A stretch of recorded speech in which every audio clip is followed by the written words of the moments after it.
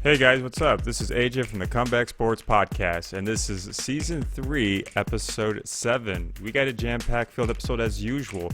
Today we'll be talking about some college football recaps from last week, along with some NFL recaps, including the Packers versus Lions game. And then we'll go over some predictions for NFL and college football, and I'll touch them on NBA later, so stick around. Now for your quote of the week. No man can taste the fruits of autumn while he is delighting his scent with the flowers of spring. What does that quote mean to me? Honestly, I'm not quite sure how to kind of dissect this quote. I like to think it's relatable because we are in fall now, as you can kind of see. Well, you actually can't see from the camera, but from my window, it's cooler. Some leaves are falling. The leaves are changing. Just kind of rereading it again. No man can taste the fruits of autumn while he's delighting his scent with the flowers of spring. It sounds like very similar to kind of dwelling in the past with a previous quote. Like if someone is kind of, pushing their attention to the flowers of a previous season being spring, they can definitely not enjoy what's going on right in front of them because they're kind of staying stuck in the past. So that's kind of my quote. My depiction of it. Very interesting quote though. Samuel Jackson said that. Maybe it's Samuel L. Jackson. I'll have to look more into it. Well, guys, it's good to see everybody again. It's been a great couple weeks since our last episode with Brian. A lot has happened. I got to watch the Cyhawk game, and unfortunately, the Cyclones lost. But it's whatever. I mean, there's more games. It was only the second game of the season. Last weekend, I went to Milwaukee, one of my favorite cities, next to, good old Chicago, and San Francisco, which is another top city. I went to Summerfest with my buddy Rain.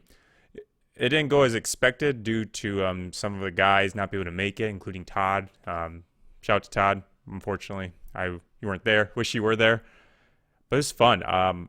Great weather. It was like 70, 80s all weekend in the cool breeze at night. Definitely helped because when you're at Summerfest, you're by the Lake Michigan, and it definitely makes it so relaxing and refreshing.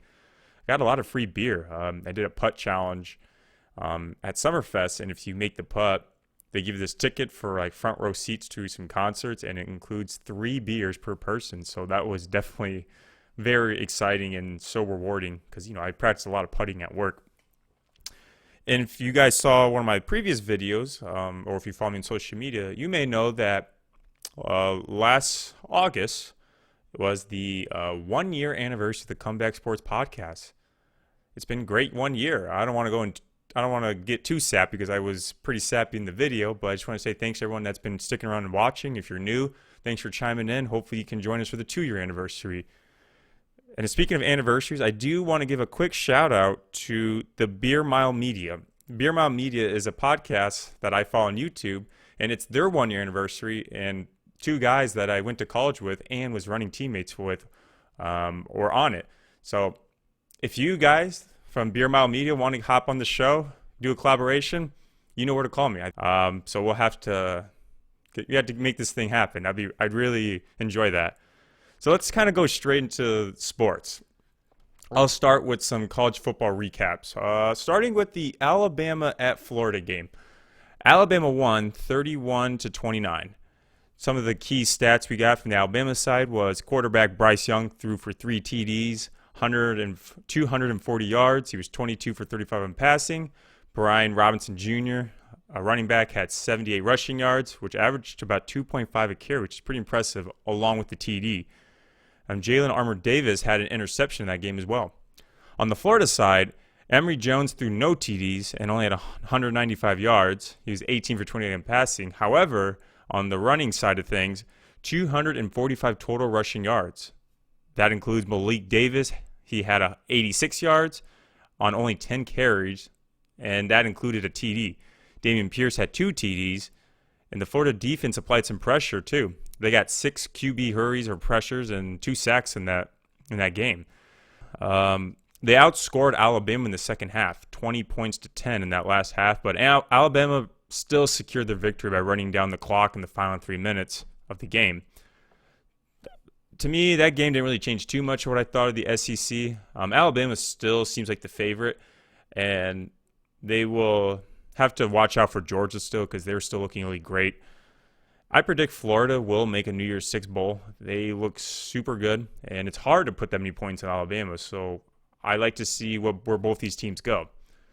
Let's go to Fresno State at UCLA. The Fresno State Bulldogs beat the UCLA Bruins 40-37. Very close game. Here's some stats from UCLA. Quarterback Dorian Thomas-Robinson threw for 3 TDs, 248 yards on 14 of 24 attempts. Zach Charbonnet, who's a running back I've been following very closely, who's one of my Heisman favorites going through week 2, had 19 yards, but 2 TDs in the red zone. And believe it or not, Robinson was the leading rusher. He had 67 yards on 13 attempts. On the defensive side of UCLA, they had 9 tackles for loss, and more than 2 of them came from Bo Calvert. On the Fresno State side of things, quarterback Jake Hayner threw for 2 TDs, but had an interception. But he had 455 yards on 53 pass attempts, which is crazy. The rush team was probably the highlight of the game. 455 total rushing yards. We had some magic from Jalen Cooper and Josh Kelly. They both had over 120 yards. That's crazy. UCLA had 20 points in the fourth quarter thanks to 2 fumbles. They translated into 2 TDs because of those fumbles. But their defense couldn't stop Fresno State in the final minutes. They won thanks to a TD in the final possession. Overall, I thought it was a great game. I still think UCLA can be a contender to make the Pac-12 championship game. They'll most likely play against Oregon since they're looking really hot at the moment. But they need to beat USC first, who is in their division. And I could see Fresno State going into a 3-game win streak. They will have to beat UNLV and Hawaii next. So we'll see how they do. And just some kind of quick shout-outs. Speaking of UNLV, Iowa State played them in Las Vegas, and there's a lot of fan love going on there. And it's surprising because UNLV is University of Las Vegas, and there are apparently a lot of fans. I'm glad to see that Brock Purdy threw 3 TDs and Breece Hall rushed for 2. The game didn't really tell much for Iowa State, but Big 12 games start this weekend. I think the first game that Iowa State plays is against Baylor, and Baylor's a pretty good defensive team, so we'll see how they do. And then pretty much the main story of college football was the Oklahoma interception.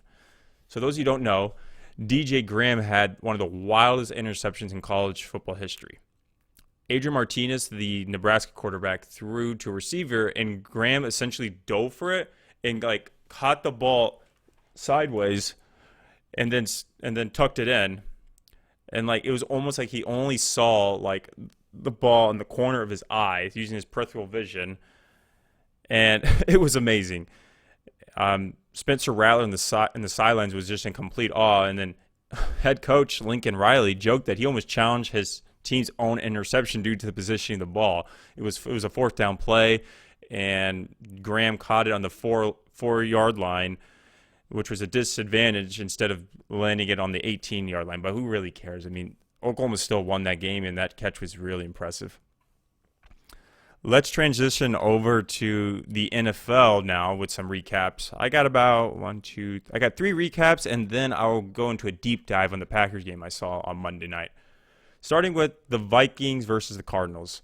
The Vikings went to Arizona, and the Cardinals won 34-33 thanks to a game-winning field goal that was missed by the Vikings kicker. Some key stats that we have from Arizona: Kyler Murray threw for 3 TDs. He had 2 picks, but 400 yards. He also had a rushing TD. Chase Edmonds, who's one of my running backs in fantasy, had 8 carries for 46 yards. Rondale Moore had a good rookie showing. He got 114 yards and a TD. On the Minnesota side of things, Kirk Cousins threw 3 TDs, each to KJ Osborne, Justin Jefferson, and Adam Thielen. Dalvin Cook, the running back, rushed for 131 yards. And on the defensive side, Daniel Hunter counted for all 3 of the Viking sacks. Very close throughout the game. Kyler showed flashes of elite that he has in his veins, I think he'll be a contender for the MVP. He won't win it, of course. And it's nice to see the Vikings have some offensive pieces.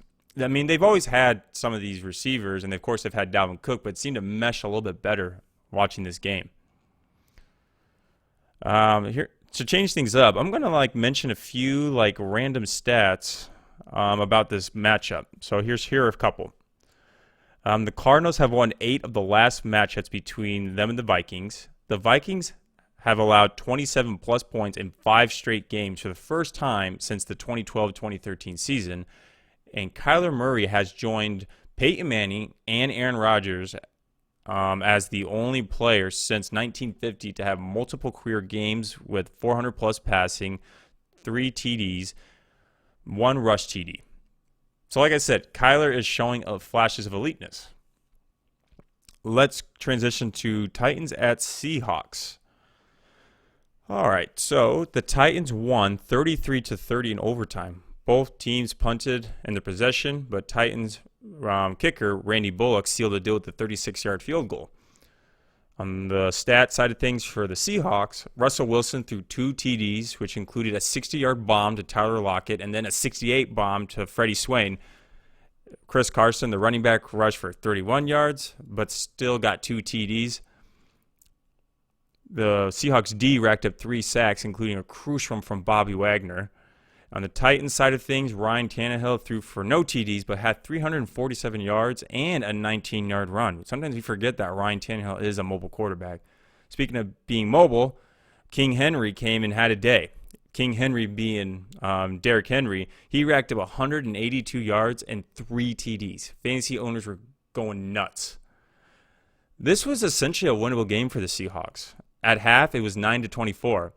Russ threw a dime to Lockett, and Chris Carson had a TD, but only scoring once in the second half and missing the extra point hurt them a bit right before overtime. It also didn't help that Henry was just racking up all these yards and TDs in that second half. And the Seattle Seahawks had no response to that. And just 2 stats that were brought up in this game, Russ had 2 pass TDs of 60-plus yards in the same game for the second time in his career. Derrick Henry's 60-yard TD was his 10th career rush TD for 50-plus yards. That's most in the NFL ever since he's been drafted. So looking at the Chiefs game, which was a really interesting game, the Chiefs lost to the Ravens 35-36. Ravens had a bounce back half in the last half. They had 12 points in the fourth quarter alone, while surprisingly holding the Chiefs to 0 points that quarter.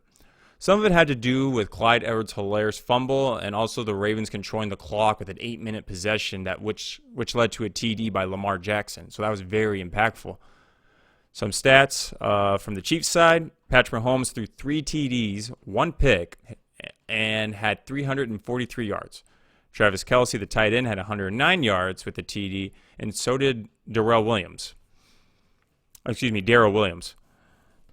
the Ravens side of things, Lamar Jackson rushed for 2 TDs and threw 1 to Hollywood Brown, and Latavius Murray rushed for a TD as well.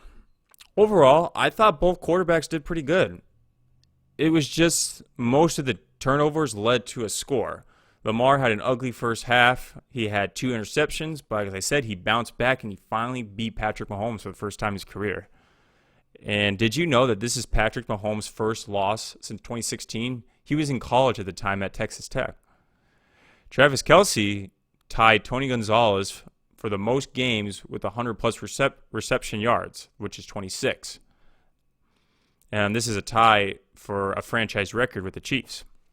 Lamar Jackson has surpassed Michael Vick with most games with 100-plus passing yards and 100-plus rushing yards. That's 8 games. That's crazy.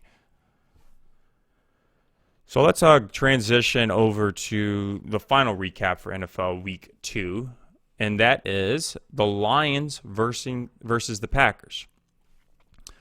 So the Lions came to the Packers and lost 17-35. The pressure was on Aaron Rodgers because of how bad he played against the Saints the previous week. It was pretty ugly.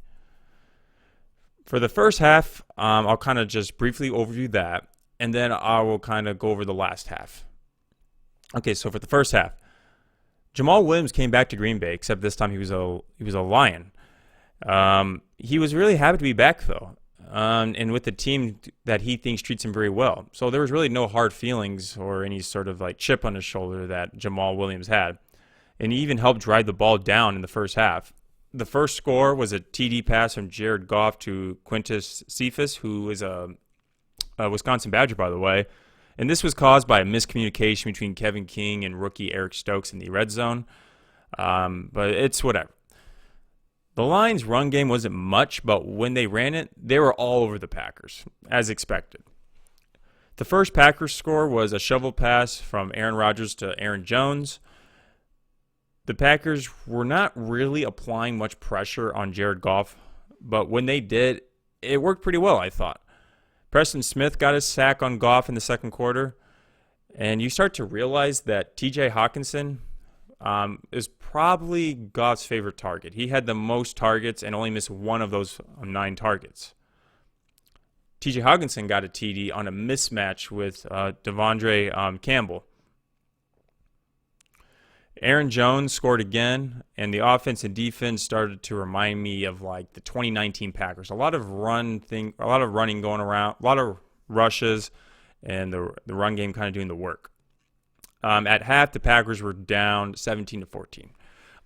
At that point, I wasn't too concerned, just for the fact that it was a close game, but I was concerned about how low of a scoring game it was, especially for the Packers. The second half came. And by third quarter, Aaron Jones led the team in receptions and carries. But missing David Bakhtiari was really hurting the Packers. Rodgers took 2 sacks on the left side that quarter, I believe. And I think he had 3 total sacks in the game. The 2019 Packers finally went back to sleep, and the 2021 Packers finally woke up after 6 quarters of bad football. Rodgers throws a 50-yard dime right into Davante Adams' arms, even with tight coverage, and that's when it flipped right there. Followed by that was a 22-yard laser to Bobby Tonyan, and the Packers were finally up with a touchdown pass. Goff still had no pressure on him, but Rashawn Gary got him with a QB hit later in the game, which resulted in a fumble, actually. Eric Stokes also stepped up again. Eric Stokes stepped up by stopping Cephas on a 4th-and-1 play. Jones got his 3rd TD pass of the evening, and Packers were 3 for 3 in the red zone versus 0 for 2 in the red zone on the Saints game. And when they were in the red zones, they turned it over twice. By the fourth quarter, the Packers completely dominated the Lions. But DeAndre Swift did have a nice hurdle over Kevin King, which is no surprise. I'm honestly not the biggest fan of Kevin King, and I'm sure some people can agree. But no surprise, Eric Stokes came up clutch again by stopping a final drive TD pass from the Lions. So I'm liking Eric Stokes. He's doing pretty good. And the Packers are kind of back to where they should be. This is no surprise. This is what the Packers should be. I want to see how they perform when it's against a harder team, because the Lions aren't very good. But I was a little surprised. The Lions actually didn't do too bad. Jared Goff is not that bad of a fit. He's pretty cautious in my opinion, but that's just kind of his playing style. He doesn't want to turn the ball over. If the Lions would have ran a little bit more, there probably would have been some problems, because they racked up 108 yards, but only on 19 carries. That's pretty good. Here are kind of the final stats for the game. Rodgers had 4 total TDs for 255 yards, TDs to Bobby Tonyan and Aaron Jones. Aaron Jones had the most TDs. He had 4 total, but also Randall Cobb got 3 receptions. So that was good to see that Cobb was making a difference. And I talked with the Green Bay's running game. They ran it a lot in the first half especially, but it just wasn't good. They had a total of 31 carries in the first half, and they weren't really getting much. I think they even had less total yards on rushing than the Detroit Lions did. But I tell you, man, those 2 dimes that Rodgers threw, that's what changed the game. It's unfortunate that my camera died, but I realized something. I don't really care anymore. I'm just gonna keep rolling. I'll just use audio, have a little visual. Hopefully you enjoyed the visuals. But that's all I have for the recaps from Week 2 in NFL and Week 3 of college football. So let's kind of change things up. I decided I want to add a new segment. I like to call this segment Hot Takes with Mo. Mo is my coworker. He's so goofy. We talk all the time. We argue a lot too. I'm sure he's annoyed at me, but that's fine because I get annoyed at him. So Mo will be my special guest appearance every episode if he wants to, which if he doesn't, I'll make him do it. And the segment will be called Hot Takes with Mo, where he gives his take on things related to sports. Okay, so I present to everyone the first ever Hot Takes with Mo. Mo, take it away.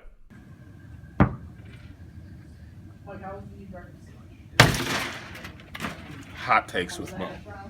Derek Carr finishes top 5 in MVP voting this year. Thank you for joining Hot Takes with Mo. Let's go! I hope you enjoyed that first segment of Hot Takes with Mo. Hopefully the next one will be just as good. But I actually do agree with his take, though. Let's talk about some predictions in college football and NFL that's coming up this weekend. I'll do one prediction for college football, being a game that I think I'll watch very closely. This is the Wisconsin Badgers versus the Notre Dame Fighting Irish, and the game will take place in Soldier Field in Chicago. I would go to the game, but my mom's in town. I don't think she'd be very happy if I went to a game instead of hang out with her. Maybe next time. So let's kind of go through what I see with both these teams so far. Wisco has great defense. They're ranked second in yards allowed. Their only weak spot is the passing game. Hopefully the secondary will clean up ever since that Penn State game, but I'm not confident in the offense yet. Graham Mertz, the quarterback, has to have a day. Running the ball 8 out of 10 times will not work against any team, essentially. The Notre Dame defense is not that great, but it's a balanced defense. The run defense is not as weak as the pass defense, so there's not really a weak spot there.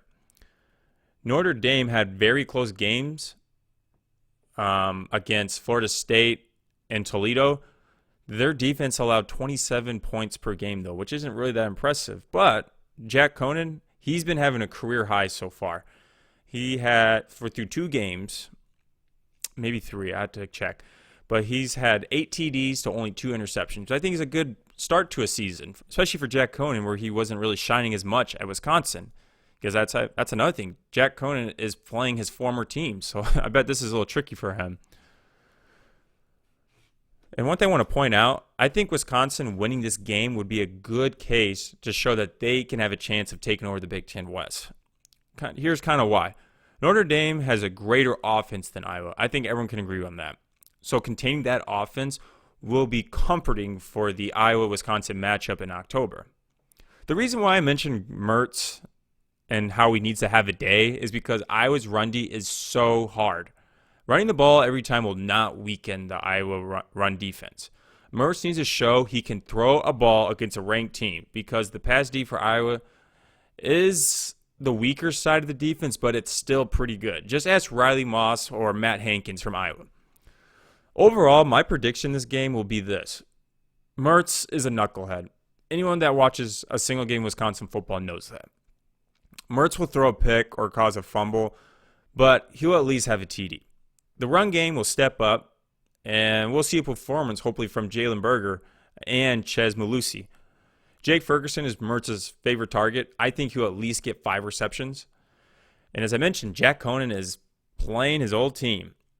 And I think he will want to show his team that they made the wrong decision taking Mertz over Conan. But don't get me wrong. Don't take it the other way. I don't think he has any bad blood, but he does want to show that he is doing good with his new girlfriend. I think he'll at least have 2 TDs, at least. And Kyron Williams from Notre Dame, he's a pretty good running back. I like watching him play. I say he'll at least have 50 yards. And how it will probably go in the last half is Notre Dame's defense will start to allow more points. They'll kind of get a little tired. And it might be decided by a final drive from the Wisco's run game. And then the defense will have to step up and stop Notre Dame on their final drive. Notre Dame has not faced a defense like Wisconsin yet. And all of their games have been close. However, Notre Dame has played tougher offenses than Wisco, but I believe it will still be close just like the other games. And because I trust Wisco's defense more, I'm going to say they will win by 1 to 3 points max. So Wisco beating Notre Dame this Saturday. Okay, let's go back to the NFL. I got predictions for 2 games. Yep, 2 games.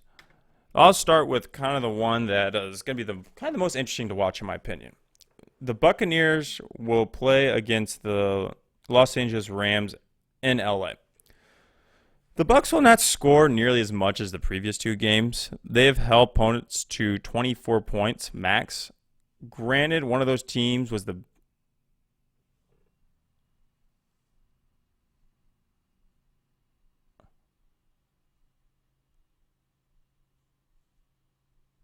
excuse me. The Lions have held opponents to 24 points max. Granted, one of those teams was the Bears, but that's been like that for the past couple of years. But I think the Rams will have to be elite on all sides of defense, all parts of it. They will have to constantly apply pressure on Brady because all he needs is 1 second to get the ball out of his hands to throw it down 20 plus yards. You have to have Evans, Godwin, and Gronk all contained at the same time. Well, the good news for the Rams is Antonio Brown just got COVID, so he'll be out for that game. So I assume Jalen Ramsey will be all over Evans or Godwin. My guess is Evans because he's very lengthy. Their running game, being the Bucs, is not as good as the passing game. Making the Bucs run more would be a good idea for the Rams, but it doesn't mean the Rams are fully safe.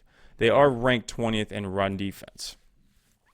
Even though Brady is throwing deep pretty well, Matt Stafford, their new quarterback, can throw it pretty deep too. He averages almost 12 yards per attempt, and when it is caught, it's 15 yards. It's a pretty good deep ball. And I think he'll be a front runner for MVP with Tom Brady. Stafford is comparable to Dak, being the Cowboys played the Bucs, but I think he's slightly better to some degree. So he will apply some damage just like Dak did. Darrell Henderson is questionable at the moment, but even with him, it would be hard to stop one of the best run defenses being the Bucs defense, run D. Stafford and Cooper Kupp have to be at the top of their game on Sunday. My prediction for the overall game is I firmly believe this matchup will start with the Bucs at first. They may even be behind by a score at halftime. In the second half, a few dicey calls will be made. The Bucs will itch closer to winning. Brady likes to make gamble throws with his new team, especially with a few seconds left in a quarter or a first half. And that's okay. Most of the times, it actually pays off pretty well. One of those gambles that he might try will be an interception, though, which will lead to a score. Out of all the turnovers the Rams have forced, only one has not converted into a point. I predict Brady will throw 2 picks in this game, and the Rams will turn those picks into 10 total points. Overall, I predict the Rams will lose by a field goal. The only way I could see them win if it's like a blowout game by the third quarter is getting destroyed. He likes to pout. That's just him, dude. He likes to pout and get mad because he's losing, and usually he does that. He tries to play mad, make wild throws. Most times it doesn't change the momentum of the game. The only exception I can think of was the Super Bowl win against the Falcons, but the Pats defense also stepped up with him. So my prediction is the Bucs will beat the Rams by a single field goal. Next is the Eagles at Cowboys. This will be an interesting game because it is a a division rivalry game. So Eagles are going to Dallas as underdogs against the Cowboys. Dak Prescott came back to the league right where he left off. Through 2 games, he has 6 in total yards. In the first game, the Cowboys only rushed for 60 yards. Last game, they rushed for 198 thanks to Tony Pollard and Zeke.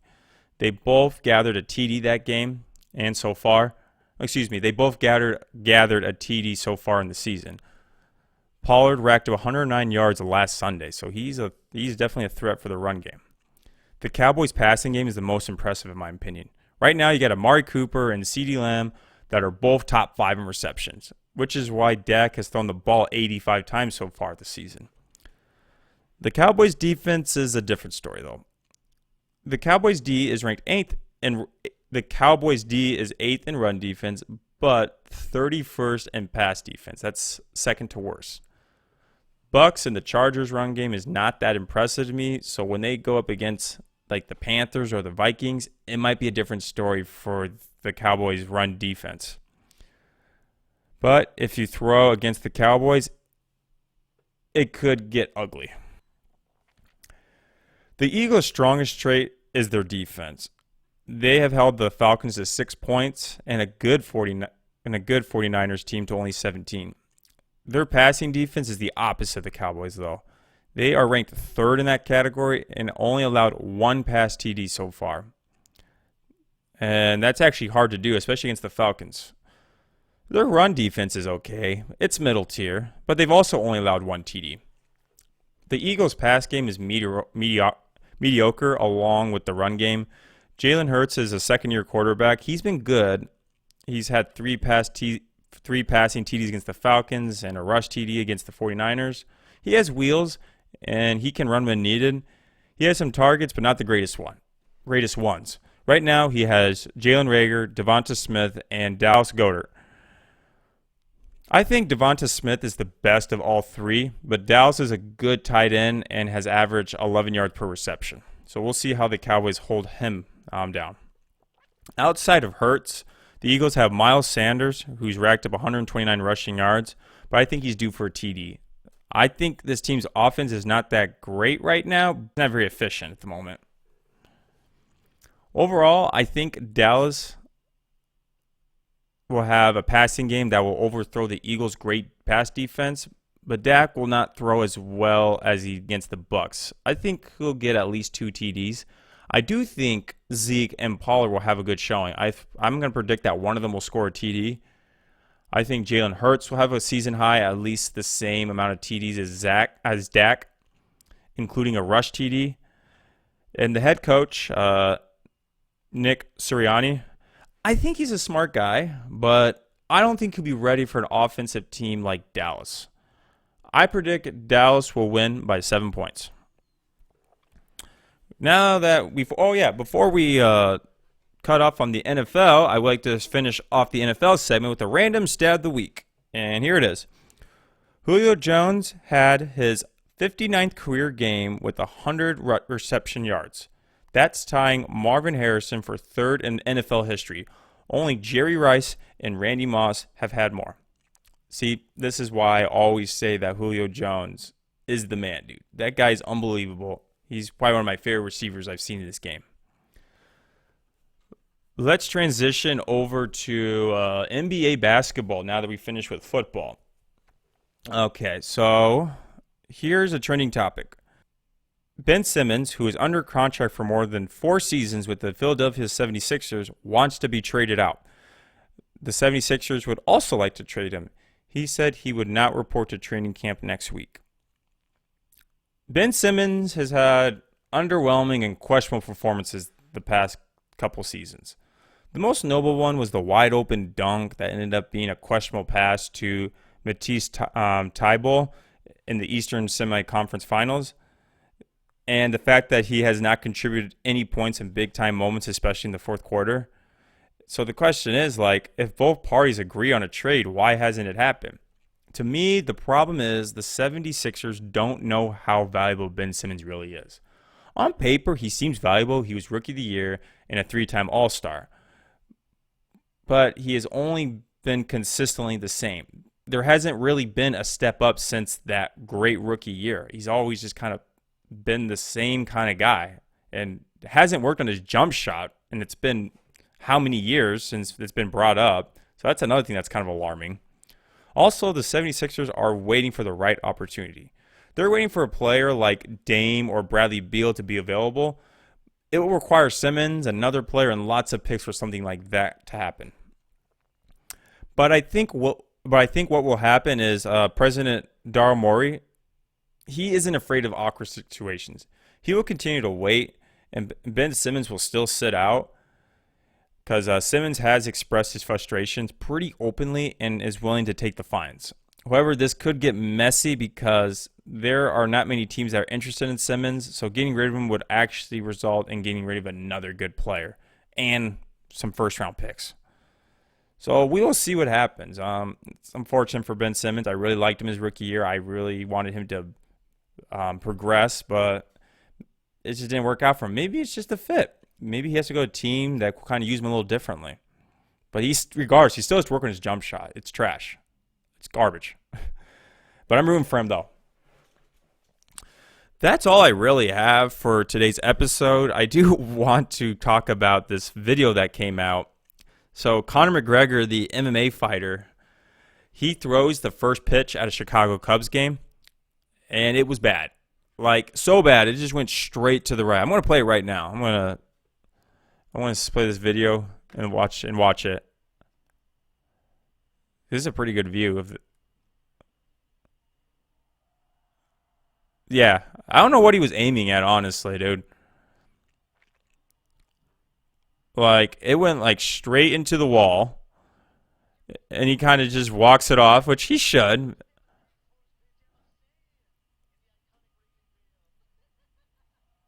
Oh my gosh.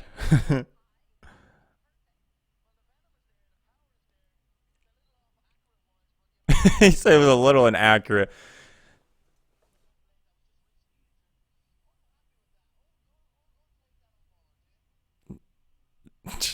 Yeah, I don't know. I'm not a big fan of Conor McGregor. I think he's an asshole. Yeah, he likes to push people's buttons and then get his ass beat.